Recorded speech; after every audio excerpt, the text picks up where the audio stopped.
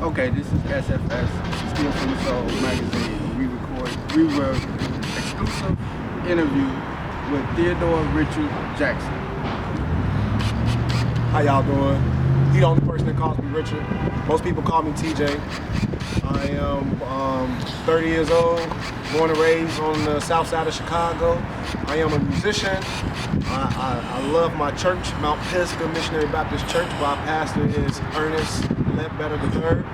And yeah, we're here. So Richard, what should we call you now since you got the anointing put on you? Just call me TJ. Just call me TJ. Is it Pastor TJ, Reverend TJ? You know, I'm not big on titles. Don't really care about titles. Yes, I did accept my calling into ministry. So what people might not understand, what is that?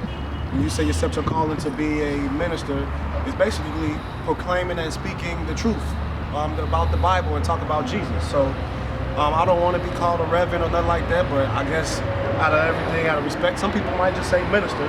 So I guess that's cool, but I just want to be TJ. I don't know about many of people, but when Jesus was walking the streets and he was trying to preach the gospel or tell them about the Savior, he wasn't really looking at based off titles. He was actually kicking it with regular people. So I want to feel regular, and I don't want to put that title over me, because when you put that title over me, that makes me feel so superior from others, and I'm not like that. So I guess TJ for the most part, but if you got to put a title, minister. Okay, Minister Richard. What is it that you want to do when you accepted the calling? Is it walking the streets, saving souls, or all the above? All of the above. My goal is to, when I actually accept my calling, I didn't want to be a guy that just stand behind the pulpit. I actually want to tackle the streets. We got a lot of youth out here that are some that are lost, and some that just need to be found, and that's my job. I want to go and reach the young, the youth, some of these young boys, get them off the streets, grab them. I also want to do a little bit more outreach ministry, so one of my biggest goals was to have prayer on the corners. A lot of hustlers, they stay on the corners and stuff like that, but if we can start to come collectively and take our corners back, imagine what this world can be like today. Okay, so one thing I really wanted to know, that I was honored to interview you, and so I wanted to know about you in the pastoral realm. What is it like to be around all these pastors and ministers that was coming from different churches of the world? It's a great humbling experience. I learn a lot. I get the chance to laugh a lot as well. And I also see that a lot of the pastors, they are human just like us. So there's never no judgment when you're amongst them. Some people don't see that behind closed doors, but they stress out just as well as we do. Sometimes they might fall short, and it's not up to us to condemn them, because who are we to judge them as well?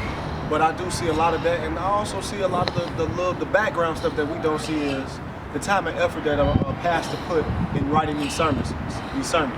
They just can't write this overnight. It takes months and months and months of study and preparation of getting these sermons that y'all guys hear an hour every Sunday, or even the Bible study for 45 minutes. It takes three months to just put that together. So kudos, and I tip my hat off to them for all the pastors that's doing this now on a consistent basis.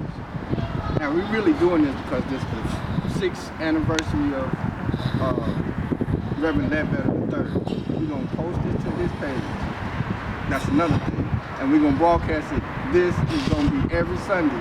We're going to have somebody you interview, if it be Fat Boy Randy or somebody else, other music industry. Don't come this way. Don't come this way.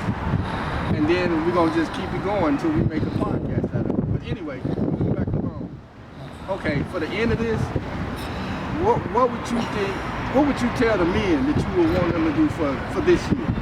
For this year, our year for Mount Pisgah is a year of focus.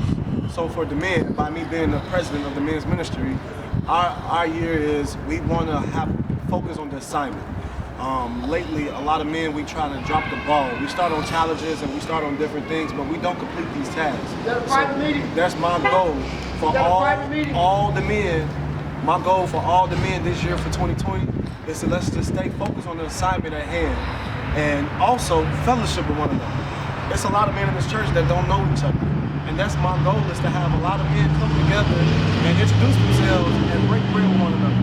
It's for for many years, the church has been where the women and kids make a strong, beautiful church, but the men make a strong church. And we got some building that we need to do. So I just want to encourage every brother, even if you're not a part of our ministry and you're just out here, I just want to encourage your brother, hey, that we are all here, open arms, and we come in and just be on one accord. And we just want to fellowship with one another and show that we can love one another without it being so offensive. And I don't want to use the wrong words, but gay or, you know, I kind of don't want to say that word, but let's just be real, homosexual and stuff like that. And yeah, we want to raise up real men. We want to raise up real men, strong men, men that has integrity, and men that has dignity, and men that has purpose. So that is the conclusion of this. We're going to have every second Sunday with TJ, and we're going to be broadcasting, and it's going to be live, uncut, and in your face. This is SFS, Still for the Soul, exclusive with TJ Richardson Jackson. All right, y'all. Peace. Peace.